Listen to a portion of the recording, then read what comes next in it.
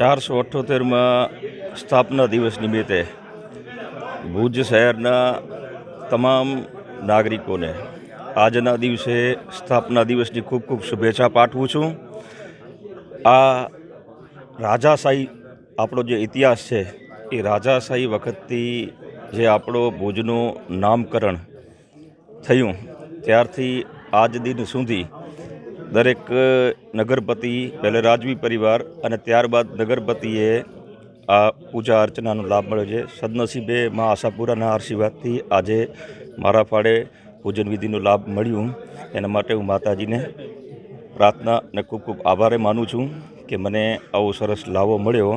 અને ભુજનગરજનો આપણો જે ભુજંગ દેવ 5 નાકા અને 6ઠી બારી આ આપણો ભુજ શહેર અને ભૂકંપ પછી આપણો જે ભુજ શહેર છે ખૂબ જ વિકસતો થયો છે, ખૂબ જ વ્યાપ વધ્યું છે અને ખૂબ ડેવલપમેન્ટ પણ થયું છે.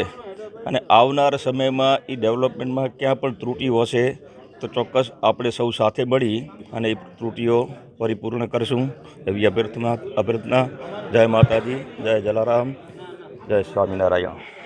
આજે ભુજનો સ્થાપના દિવસ અને જેને આપણે હિસ્ટ્રીને જેને કહી કે ખીલી ખોડી 477 યર્સ પહેલાં ભુજની સ્થાપના થઈ.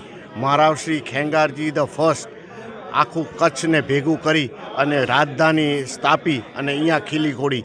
આ એક ઐતિહાસિક જગ્યા છે અને વર્ષોથી વર્ષો આ ખીલી પૂજન થઈ રહ્યું છે.